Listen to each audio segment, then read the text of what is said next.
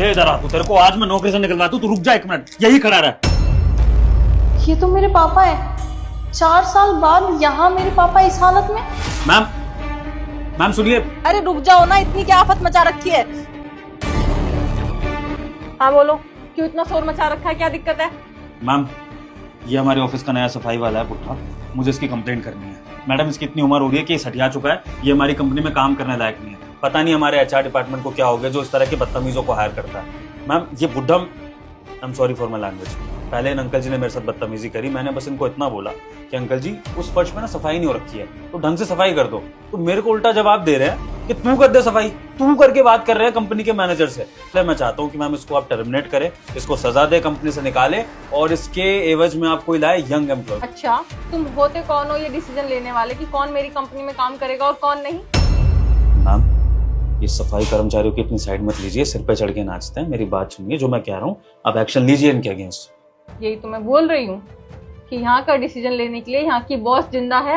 अगर मुझे इन्हें काम से निकालना होगा तो मैं निकाल दूंगी, जाकर अपना काम करो। चलो। अंकल जी, जो विभोर कह रहा था वो सच है, आपने बदतमीजी करी?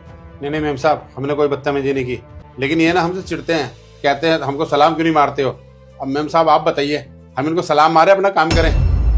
कोई बात नहीं, वो तो मैं चेक कर लूंगी, सीसीटीवी कैमरा लगा हुआ है हमारे यहाँ। एक बात पूछूं, आपका नाम राकेश कुमार है ना? जी मेरा नाम राकेश कुमार है, लेकिन मैडम आप कैसे जानती हैं मुझे? मैं तो आपसे कभी मिला नहीं।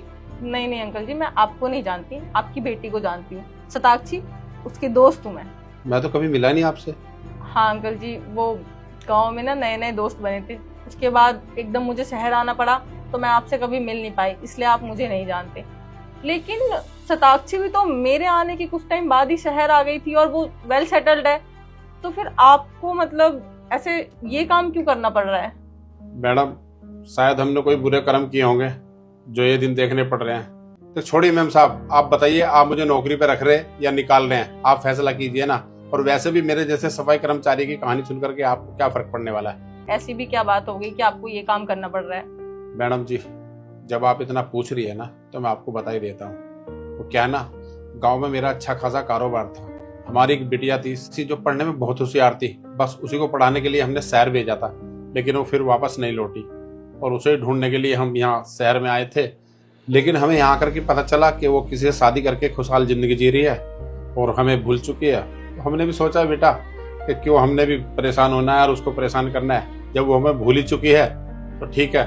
और बस हमने अपनी जिंदगी जीने के लिए ये काम शुरू कर दिया। अब पेट पालने के लिए अपनी पत्नी का तो मैंने नौकरी कर ली तुम्हारे यहाँ करके, और बस ऐसे गुजर कर रहा हूँ। यही मेरी जिंदगी चल रही है बेटा। शताक्षी ने जो किया वो बिल्कुल अच्छा नहीं किया, लेकिन अंकल जी बच्चों से तो गलती हो जाती है ना।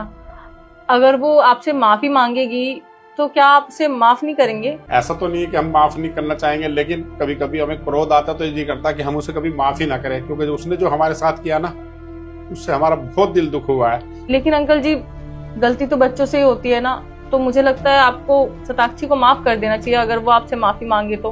गलती तो बच्चों से ही होती है। अगर वो आज आकर के मुझसे माफी मांगेगी ना तो मुझसे जरूर गले लगा करके माफ कर दूंगा। आप आज भी अपनी बेटी को माफ कर देंगे और उसे गले लगाएंगे ना? तो पापा, आपकी बेटी आपसे माफी मांगती है। मुझे तो यकीन ही नहीं हो रहा कि यही मेरी बेटी शताक्षी है।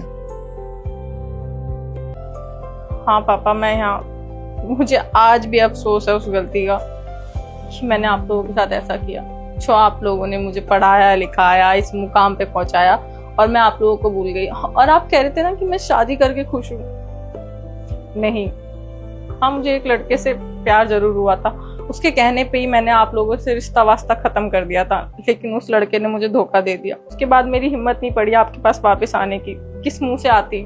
कोई बात नहीं मेरी बच्ची, जो तेरी अभी उम्र है ना, इस उम्र में बच्चे बहक ही जाते हैं, लेकिन तूने अपनी गलती की माफी मांग ली, हमारे लिए इतना ही काफी है बेटा। शुक्रिया पापा मुझे माफ करने के लिए, वरना मेरी गलती की तो कोई माफी नहीं थी। पापा लेकिन आपको ये सर पे चोट कैसे लगी?